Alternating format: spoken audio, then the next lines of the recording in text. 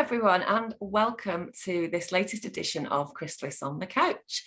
And I'm really pleased to be joined today by Shabeena, Sheila and Cila.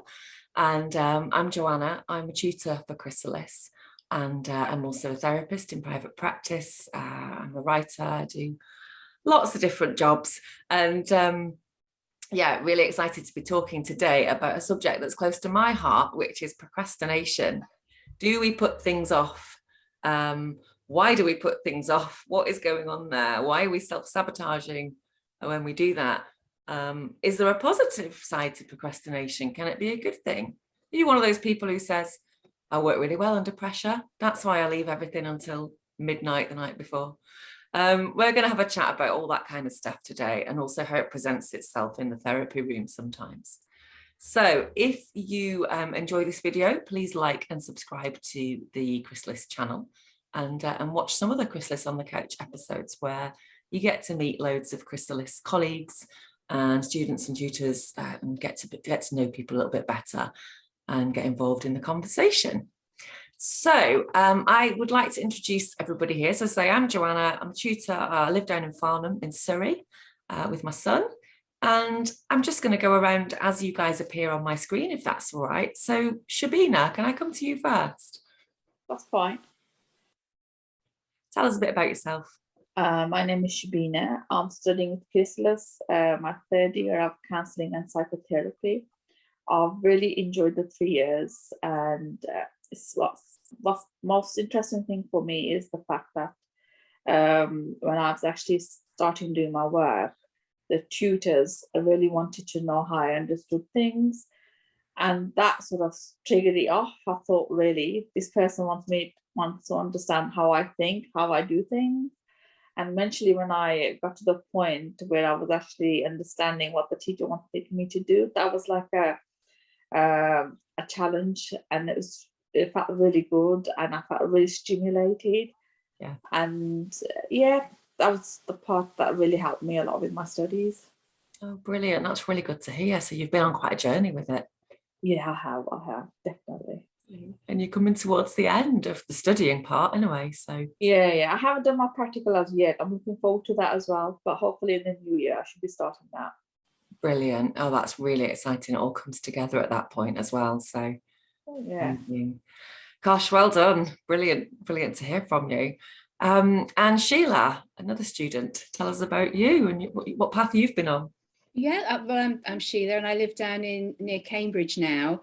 I'm on the same course as Shabeena, so we've been on the journey together. We started in hypnotherapy, and we're now in our third year of training. And although I've moved, because I used to live up near Telford, but because you get to know the group so well, and you've been through quite a lot together, and you get used to your tutor, who's great. Sean's our tutor. So it was, I sort of, for driving up to Birmingham once a month wasn't a big deal really.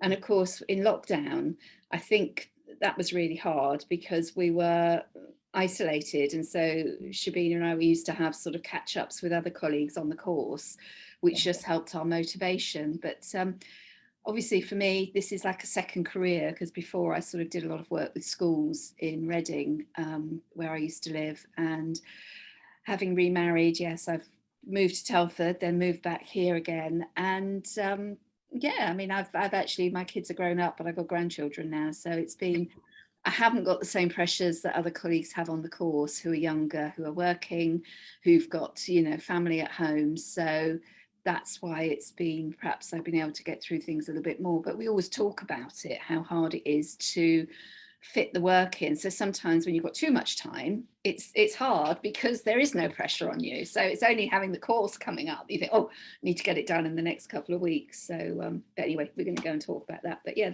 that's me basically. I always wanted to go into counselling because I think it's just such a worthwhile area to work in. Yeah, definitely. Oh, brilliant. And I'm so glad to hear that you've got to this stage and you're ready to qualify really soon. That's fantastic. I'm glad that you brought up that point as well about sometimes, they say if you want something doing, ask a busy person. Yeah. And sometimes we can be more productive when we've got a lot on. And if they say if you've got a bit more time, we can put things off, which is strange, isn't it? It's counterintuitive, but it does go like that sometimes. I find that. It does. I think I was lucky that I got my placement and was able to carry on doing Zoom face to face. So I've actually done over my 100 hours now, which has been great, because that's actually been motivating as well. Yeah. Actually being practically applying what you're learning on the course to working with real people, because people aren't, you know, textbook, are they? They're all different. No, I always remember my second and third year Chrysalis tutor saying to us, I've never met a theoretical client. You can learn all the theories, but clients are not theoretical, they're real, and yeah, we need to adapt to that. So yeah, it's great to do the both alongside, isn't it? The theory learning and then the practice, obviously. So great stuff, thank you. And Cila, tell us a bit about you. Hi, I'm Cila. I'm a tutor at Chrysalis, as well as I've got my own private practice. I'm a clinical psychotherapist, integrative therapist. I use hypnosis, I use general counselling, but I'm more cognitive based. So I tend to kind of move towards cognitive behaviour therapy. Yeah. How long have you been doing it, Cila? How long have you been in practice? Nearly 10 years. Wow, okay, so lots of experience. Great stuff. Okay, super. Thank you. So hopefully some good discussions we had today, now that we know each other a bit better. I'm going to go in reverse order now, and I'm going to come back to you, Cila, if that's all right, just to put you on the spot there a little bit and ask you outright, are you a procrastinator? Do you put things off? Who? Cila, sorry. Do I put things off? Do you procrastinate at all, would you say? Well, I think we all do to a degree. And I purposely procrastinate with things that that are not good for me, such as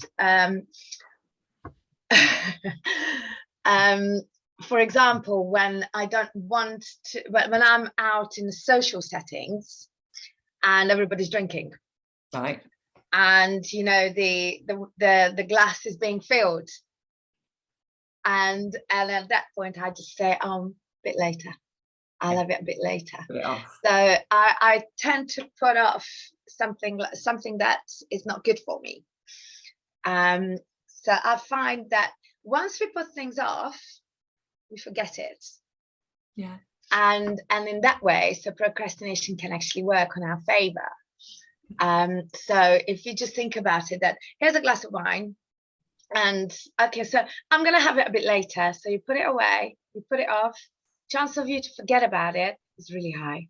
Yeah. So and then you'll find your glass of wine somewhere in the kitchen or wherever you put it, and it's like, oh, that was here. Oh, that's right, I'll have it later. So yeah, I use that for my benefit. That's a really good point. So I hadn't thought about it in that sense. Does it work for chocolate as well?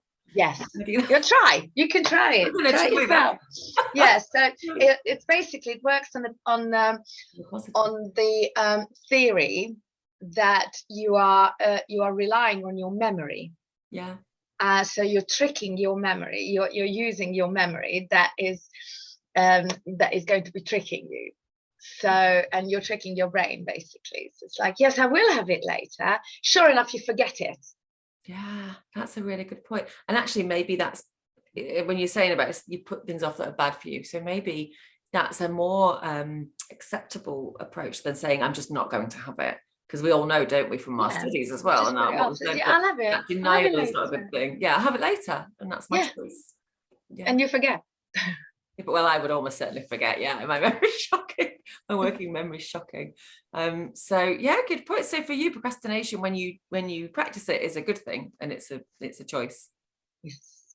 I also have, unfortunately, I have a Narnia syndrome, which is I call it Narnia syndrome, which is tidying the wardrobe. Okay. Tidying your wardrobe. That's about the wardrobe. Oh no. You look at it, and then you close it. Shut the door. Yeah. Put that one off. Yeah, I think mine's similar. Narnia. Yeah. Okay. So I agree. That's me through and through. Yeah, I tend to put off things like that a little bit. If I can, probably similar way the brain works. If I can not see it, then I can forget about it. If I can put it, if I can close a door on it, I can probably successfully put off that particular task. Yeah. That's a good point. What about you, Sheila? Where do you stand on this topic? Are you a doer or are you a offer? I think because when I was working, I was sort of a project manager across 10 schools. So I always had to work to a timeline. Sure. And so I got very used to, because my sort of timelines were sort of dependent on meetings, I think my coursework has sort of taken the place of that, really, and knowing that I've got my course coming up. I've tried to be quite disciplined. And as I said, because I'm retired now and don't have children living at home, if I have got kids or grandkids here, then I know I can balance my work. So I think I've always been a person to try and do today rather than put off tomorrow. But I know that my husband is very much leave till tomorrow rather than do today. So it's sort of, we balance, really. So it's fine, because I can go too fast and try and get things done, and actually you probably don't always do it brilliantly. But I think with coursework, I found, and we've talked about this in class, is that sometimes just to take one section at a time and work on that's quite good, rather than feel you've got to do the whole thing. But I know other colleagues feel, I know when we did a hypnotherapy course, a colleague, she said, no, I've just got to do it the night before, and I just race through it and get it all done in one piece. I leave it to the last minute. So we're all different, really, in how we're managing it. There's one of our colleagues that on the course that I'm sort of that I catch up with now and then, because she's got young children, she said, I just can't do it. And so we worked together, and she said, well, actually my husband gets up really early, so I'm going to get up early and do my essay, do half an hour's work every day. Just talking through and thinking of ways to get the work done, because I think I worry that if it builds up too much, I then panic and think I've got too much to do, and you lose the momentum. And there's so much sort of, I know I should do more reading than I do, but you can beat yourself up about everything. It's actually just being kind to yourself as well and doing what you can. Yeah, definitely agree. It's so important, isn't it, to be kind, and doing those little bits, as you say, is sometimes better than just ignoring it and letting it build up, which is where the stress comes in, isn't it? Yeah. And then you don't have the motivation to do it then either, because it doesn't feel like something you want to do. It feels like a pressure on something that you must do and you should be doing, and that feels very different, doesn't it? And I think, lockdown has had a lot to play, because I mean, Shabeena hopefully will agree that, colleagues on the course, they found it tough because they're working at home for their job, and then having to study as well from home. There's no sort of break. And so quite a few are quite pleased to have like the Christmas holidays and just taking it as a break from everything, to just be kind to themselves, because you get a bit of burnout, I think. I think that's so true. There's no like boundary between work and study and home life. It all sort of bleeds into each other, doesn't it? And that can be quite dangerous, can't it? Yeah. Has that been your experience, Shabeena? Would you agree with that? My experience has been slightly different to everybody else's, because mine goes into two things: practical and academic. When I was younger, I was more practical. So putting off the theories, basically forget it, I'll do it tomorrow, doesn't matter. But that was my younger day. That's when I went to university in 99. When I went to university, I used to put it off. It was the last minute thing. I'll do it under pressure. And I did used to do it. But now it's more like, it's also a competence, how confident you are with your work as well. And if you feel there's a certain area that you're not confident with, you're going to sort of think about it and say, yes, no, yes, no. That'll come into it. So your brain is going back and forward. But if you're confident, you'll do it because it's in your brain. And also, I think as you get older, you become more confident in what you want as well. So for me, for now, the last 3 years with the Chrysalis, I've become confident in what I'm doing as a counsellor, in theory and everything. So I don't put it off as much as I used to. And that goes for I work at the hospital also. So I'm confident in that area also. But if there's anything that I don't understand, I'll probably ask rather than put it off. Yeah. So there's a difference as to how much you know and how much you don't know. Again, confidence and self-esteem come into it. So when you're younger, you don't realize this, but as you get older, and then you want to have a do something different, you sort of experience it, but in a different way, should I say? Yeah, that makes sense. So it's really interesting what you're saying about confidence is a big part of it, and self-esteem. Yeah, that's the way I've experienced it. And obviously with anxiety, stress, it sets in and you're thinking about it, but you're not getting an answer to it.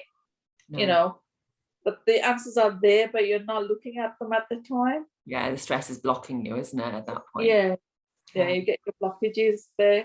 But like I said, for me, it's been a different, as a practical person, I'm okay. When I was young, but academically, I was like, okay, I'll put that up. Don't know. Textbook, that's it. Don't know with it. But the last 2 years have been amazing for me with learning and everything. And the procrastination has been quite a history with me. So I've experienced quite a bit of it in lots of different ways. But yeah, I find it quite interesting. Yeah. Sounds like you're mastering it though, and you're getting the work done. So yeah, as you grow in confidence. Yeah, the only thing I'm looking forward to is now the practical, but at the same time I'm procrastinating. Oh, am I going to be okay? You know, that where you got to that point where you think, are you going to be okay once you start doing it? Yeah, what's it going to be like? Am I going to be good at it? Yeah. Yeah, absolutely. I think it's making me reflect on my own procrastination habits, whether that's what's at the root of it. What do you think, Cila, in terms of clients that present? Do you think this is right, what Shabeena is saying, that there's something about self-esteem at the bottom of people who procrastinate? Well, I view procrastination as an avoidant behavior, which is usually associated with anxiety. Yes. So, and anxiety is an unhealthy emotional response to a perceived threat or danger. And there are all sorts of different reasons as to why we will be procrastinating. And I mean, some of them can be energy to complete the task or autonomy. I mean, some people procrastinate because they believe that they're being autonomous, that they'll be doing things as and when they're ready. Yeah. And not when you tell me. I'll do it when I want to. Now that'd be me through and through. So and I'll do it when I'm ready. Yeah, when I'm ready, not when you tell me. So and then there's such thing as energy to complete the task. It's like, some people procrastinate not because they are anxious about some potential threat. It's but because they're waiting to the last minute to provide a burst of energy. Yeah. So they're like, no, I can't be bothered, but now I have to do it. So, and then as a result, they use procrastination as a motivating factor. So it's like waiting to the last minute, as you mentioned earlier. And then also some people would be procrastinating for personal gains, and so they can have a purpose of making personal gains, waiting until someone else steps in. Yeah. I believe it. Somebody else might do it, or my son definitely does that. Yeah. With the tidying of the bedroom, if I leave it long enough, she'll break. Yeah. That's what he's thinking. Yeah. So these are the main ones that I see, but then there are other subconscious reasons for procrastinations, which is elicit. So other than elicit help from others, then you can gain sympathy from others as well. Oh, for me, oh, I need help.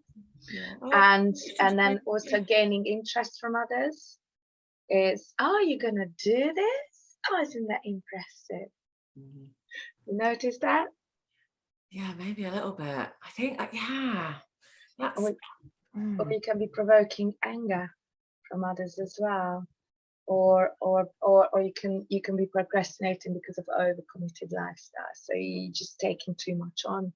And then as a result, you just like, I'll put that off for a minute for now because I've got so much on. Yes, the overwhelm, and you end up doing nothing because you can't get started on anything. I can definitely relate to that. That happens to me. That's how I find things. I'm really interested in what you said about provoking anger in others, and a couple of things you said about others, and how our procrastination affects other people around us. So I hold my hands up, I'm a chronic procrastinator. I have done it as a motivating technique. I think I've always done it, and it's always kind of worked for me, or it seemed to. I seem to produce good work under pressure. And then I tell myself this narrative that it's okay because it's always worked for me. I've got away with it, if you like. But I recognize it's not healthy necessarily. But I'm very interested in what that brings up in other people as well, because I do generally get things done, and I get them done to deadline generally, most of the time. But I had an experience years ago in work in a previous career where a manager of mine, who was very different to me and was very organized, methodical, got things done well ahead of time, gave me some feedback and explained to me how it made her feel that I was quite last minute with things, because I felt, well, I always get it done. I always get it done. So what's the problem? I couldn't understand her position, which was that it made her very anxious that she couldn't see my progress and she couldn't see what I was doing. So that made her very uncomfortable. So that was one of my early bits of learning better empathy, I think, in my job, was actually, not everyone's like me, newsflash, and I'm making her feel uncomfortable. So I'm wondering about how that has an effect on the others around us. I'm thinking about you and your husband, Sheila. This might be a bit personal, so feel free not to answer. But if he's a bit more laid back and relaxed, and you're quite, structured and get things done, project manager, you get on with things. It's lively discussion sometimes. Yeah, that's such a diplomatic way to put it. It can be frustrating because we're both retired, but it was really interesting what you're saying about seeing it from the other person's perspective, because he's also very he is slightly on the spectrum as well, and he is very high achieving, and therefore we did a simple thing like the sort of roofing felt come off the shed. And my job is get it done. It's raining. Look, just do it. Use these nails. They're too big, but use them anyway because it will be done. Yeah. And he was really stressing about it. And he said, I don't like doing anything unless I do it well. Oh. And actually, because he explained that, I could then see it from his perspective. And that's actually helped. So it's a bit like you with your boss, Jo. So when she said that, it makes me uncomfortable. Yeah. It is that looking at it from the other person's perspective, isn't it? As to how not everybody's the same. We all deal with things in different ways, and it's fine. It's just you have to learn to live with it, really. Yeah. And I was just trying to think about clients, and I know one girl that I was working with who was lovely, but she was desperate to get her boyfriend to move out, but it wasn't happening. And then at the end of the day, we talked about it, and because he helped with babysitting, although he did nothing else, I said, well, that's fine, because that actually helps you carry on doing your business while he's babysitting. So it's not a problem. And she did admit that she wanted people to tell her what to do. And I said, well, that's not going to happen because you've got to make your own choice. So that was sort of, I think, when she realised that she felt other people thought she should tell him to move. But when we talked it through, and actually him being there took some of the pressure off of her, then that was fine. There's no right or wrong way to do anything. No, and it's understanding those gains, isn't it? Those secondary gains that are behind what's going on for us. So why are we maybe putting off decisions or behaving the way we are? Yes. Because it serves us in some way usually, isn't it? And it's uncovering that. I'm sorry, I'll shut up in a minute, but one girl I worked with in hypnotherapy, a client, she wanted to lose weight, and she actually ended up putting on weight because it was a secondary gain, because she'd been attacked and her feeling of being bigger meant she was invisible. So actually, although she felt she should lose weight, she wanted to keep being big so that she was invisible. So again, because we talked about that, we ended up then working on self-esteem rather than the dieting. So and these things don't come out from clients, for quite a while. It can be quite a while until things, and there's my husband now. Hello. The devil. Not me. About you, procrastinating. His ears were burning. Great procrastinator. I know you are. Yeah, he's knitted it now as well. He's in my club. I think it's a fantastic skill to be able to put things off. Yeah. And feel relaxed about it. I think it's absolutely fine. Yeah, mañana. Mañana, indeed. But yeah, you're right. I mean, things come out over time, don't they? And there's that whole thing about resistance and clients not quite getting to the issue because they're not ready, or because it's too complex to unpack just yet. And it's our job to sort of guide them there, isn't it? Yeah. There's a sort of emotional procrastination that goes on sometimes where we're not ready to face our feelings as well. It's not just about tasks and getting things done, is it? It's about, where do we go? I hear a lot of people put off joining this course. A lot of people, the amount of students, because I teach year 1, who say, I had the brochure, or I thought about applying 2, 3, 4 years ago, and I kept putting it off and putting it off. So what's that about? What was your experience there, Shabeena? Would you say, was that something that you experienced, or did you try to do it and you just did it? No. When I searched for what I wanted to do a couple of years ago, I actually looked at several different private organizations that did counseling and psychotherapy. So basically, before I joined Chrysalis, I had 6 months to think about it. Now, what do you want to do? Yeah. How do you want to do it? Where do you want to get to? Because when I was I work at the hospital, so my brain was like, do you want to do this forever? Or do you want to do something different? So I had 6 months where I was thinking about what I wanted to be and where I wanted to get to in a couple of years' time. Maybe in the next 5 years, where do you see yourself? Yeah. And how you're going to get there? The other factor that played in there, how you're going to pay for it. Because it was a private course, so 2 things.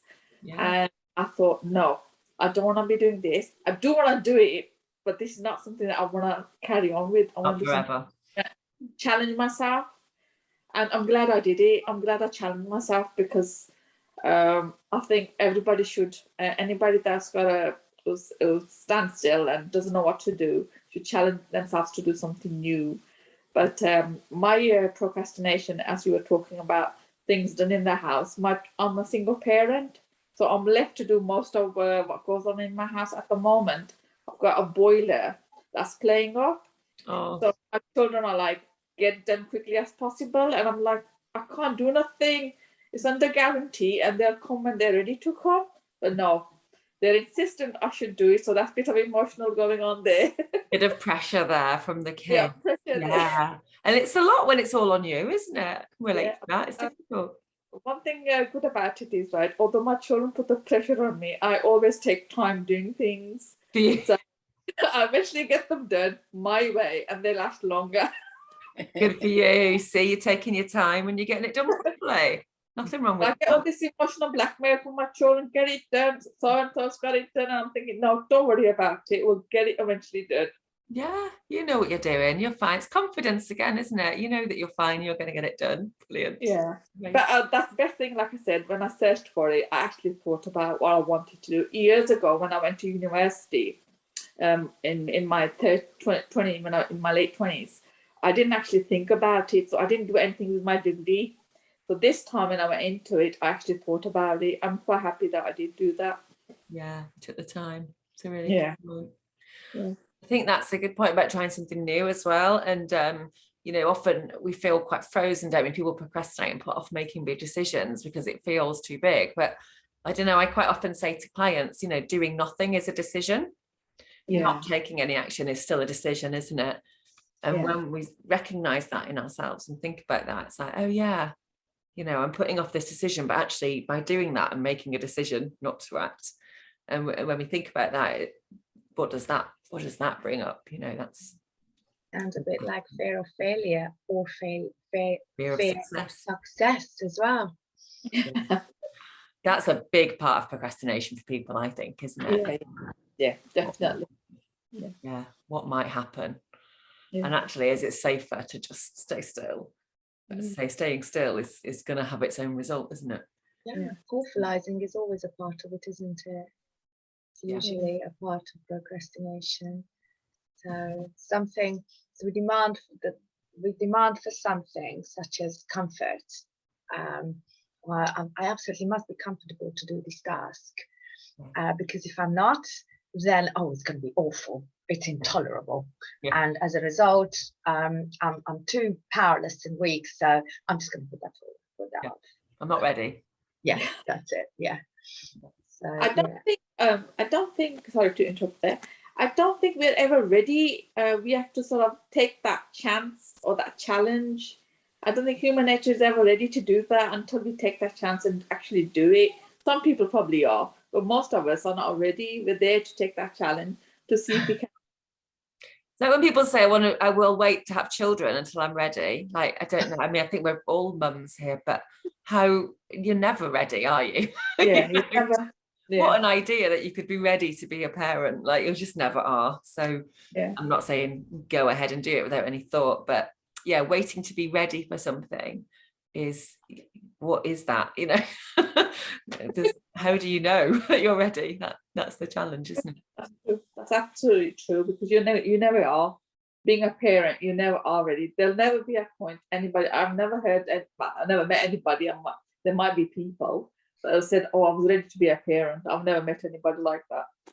I'm still not ready, and my son's 11. So I'm still thinking about it.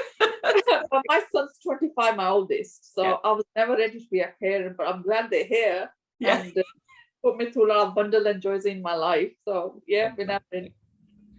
I think one of the things I am procrastinating about at the moment is setting up my hypnotherapy business, because having done the course, I felt I should. So I've been very slow at doing it, and it's really interesting, because it's actually putting yourself out there, and I've never been self-employed before, so it's quite a challenge and quite a will people want to come to me, and I think I'm procrastinating because I'm thinking I'm going to wait until I finish the counselling course as well, so I can offer both. Yes, but I have actually sort of gone and advertising in the village, but I know that I was procrastinating about that, and it was all about confidence, I think, and whether you felt people would value how you can help them. So and that fear of success, fear of failure, fear of success. What does it mean to put myself out there in that way? Absolutely. Yes. Yeah. Even when, isn't it interesting that it's even when it's something that you wanted and you've worked towards, and it's the end result that you want, but we still sort of put it off, and we still feel nervous about it, and anxious and uncertain. Although we know it's what we want, it's putting it off. And the awfulizing comes in. Sorry. Awfulizing, yeah. It's the end of the world. What if nobody comes? What if I put myself out there and nobody ever comes to me? So is it safer to actually work for somebody else, so that you're not taking that responsibility on yourself? So that's because that's what I've always done before. So is that the way I'm going down? But is that the safe route? So, but I mean, one of our colleagues on the course, she's working successfully as a hypnotherapist. So, sorry, my husband's now bringing wood in, which is great, isn't it? Sorry about this video. That's not at all fascinating, though. He's getting things ding so he's I think it's probably because he knows that the DVDs, that you're videoing it, so you can say it's not true. I am doing things. Me being active and doing things in the background. I know, I love that. Yes, But I think that's interesting. It is. It's interesting, isn't it, to look at why we do things ourselves. So and what's the fear that's going on underneath? Fear of disapproval as well. Fear of disapproval as well. Yeah. I was gonna say, I just feel like Sheila as well. When it comes to hypnotherapy practice, my feeling are similar to Sheila's. I don't know what's stopping me, but it probably is procrastination. I've thought about it. I've got the skills for you as well. I even got all my paperwork, everything, but it's probably the confidence. I don't know, but something is stopping me. Taking the lead. What are you afraid of? Yeah, tell us. It's going to turn into a therapy session now. Tell us. No, okay. For me, it's that what it is, I work 30 hours and then I've got the course, and I'm thinking, if I do something extra, will I have time for myself? I don't want to go on a roller coaster and then get a setback, take it easy. I think that's a good point, though. It's a reasonable thing to consider. That timing, a bit like Sheila said, do you just wait until you've got the whole lot and start then? I think if you've got a plan and you're working towards something, that's very different than just putting it off, isn't it? That's quite different. I'm just saying, very similar to Sheila. I'm like that as well. Do this. And when we procrastinate, we have 1,001 very, very valid justification. Agreed. And we can come up with about 10,000 different reasons as to why we procrastinate. It's amazing, and we can become so inventive with the answers as to, oh, it's because of that. Yes. Oh, if I put the and then it's great, and of course. If I put the same energy into the actual task as I put into the excuses for why I can't do the task right now, I would just get it done. Absolutely. What is going on there? You noticed how brilliant we are at justifying our actions. Yeah. Oh, I'll tell you what. There, I definitely do agree with you there. But we do the stories we tell ourselves are hilarious. Yeah, we can be so inventive with that. Have you noticed? It's amazing. Yeah, it is brilliant, isn't it? And you're sort of like, just get on and do it instead of making up all these excuses. And yeah, it's no, it's super interesting. So I don't know if how long have we got? We've got a few minutes more to talk. What's the answer if somebody, let's put it in a client perspective, somebody comes to us and they say, oh, something's blocking me right now. I really want to achieve this thing, or I want to do this, and I just keep putting it off. Is there anything therapeutically that we can do? What techniques? Cila, I'm going to ask you, in your practice, what techniques do you employ with people? I would attack it usually with from a cognitive point of view. So I would be looking into the thoughts and the beliefs behind. So I would start with, okay, so I would be using procrastination. It's a symptom. Yeah. So it's just an unwanted negative behavior that we want to change. So what is it that you procrastinate? You do this. Okay, so why are you procrastinating? What are you afraid of? So I'd be using that as the main point. So such as fear of failure. What are you afraid of? Such as okay, so I don't want to fail, because if I was to fail, what would happen? Then it would be awful. And then once it's awful, then it's intolerable. And then once it's intolerable, then it proves that I'm no good. Yeah. So I would be looking into all these. I wouldn't even touch the procrastination at all. I wouldn't even pay any attention to it. I would be looking straight into the beliefs, and I would be changing the beliefs. Look into the belief of, so why is that so awful to fail? Yeah. Haven't you failed already 157,000 times in your life? I mean, failure is necessary to learn. Yeah. And how did you learn to walk? By falling. How did you learn to talk? By making mistakes. Yeah. So is that really that scary? Yeah, we've got this far. Absolutely. So I would be looking into it from a cognitive point of view.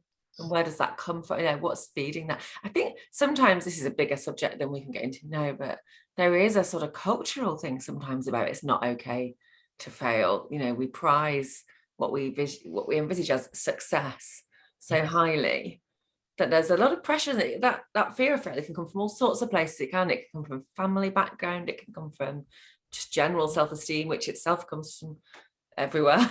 The societal pressure. Maybe you're looking at your colleagues, your peers, and the comparison monkey, I always say, that sits on your shoulder and goes, oh, you're not as good as that person, didn't get quite as good a result as they did. All of that stuff is in the mix, isn't it? So it's exploring that maybe as well, and unpicking it and challenging those thoughts, as you say, Cila. Challenge it. And what I would be doing is I would be identifying this unhealthy belief that is at the core of the behavior. So it would be something like, I absolutely mustn't fail because in my culture is not acceptable, or something. So I absolutely mustn't fail. And then because there's a must in there, as we talked about it on other occasions. So as long as there's a must, then there's a demand. And then once there's a demand on self or others or on the world, then the person starts tensing up, and the tension will then get in the way of life. So then once the must is there, I absolutely mustn't fail. then if we change that to preference, well, it would be preferable. I don't want to fail. Yeah. But if I do, well, then so be it. It's tolerable. I tolerate it because I failed before, so I can actually put up with it. So once we relax the demand into a preference, then all of a sudden the unwanted behavior will dissipate. Yeah, I love that. You use it's very similar to I do something very similar, Cila, but with the word should. So to change I should to I would like to. It's the same. It's a demand, isn't it? It's a demand, exactly that. Yeah. And actually, if we can change it to I would like to. Yes. And if it works, great. If it doesn't work so well, that's, as you say, tolerable. That's okay, and I can move and learn from that. But often you find it that it's actually quite helpful not to take your ambition away. So it's like, I really want to, I do want to succeed. Yeah. Or just say, I really don't want to fail. Right. I really, really don't want to fail. But if I do, I still tolerate it. It's not about it's not about my worth, my intrinsic worth. That's right. Yeah. Absolutely. So I'm feeling that Shabeena and Sheila, in terms of setting up your hypnotherapy practices, is any of this ringing bells? Are you feeling like, okay, maybe that would be okay to reach out there? Yeah. For me, I like the point Cila has made. It's quite interesting the way she's put that forward. I like that. But for me, when I'm ready, I'll do it. At the moment, like I said, not the right. You must be comfortable. Yeah. Well, that's the way you explain that. It's like you said, learning to walk is a risk. Doing things, driving a car, like everything else, it's a risk. Absolutely. Yeah. Yeah. We take no risks, we don't get anything. We don't do anything, do we? That's right. I remember years ago, this is at a university, somebody, we're going back 30 odd years, a student was asked the question, what is a risk? A university student, you know what he put down? He said, this is a risk.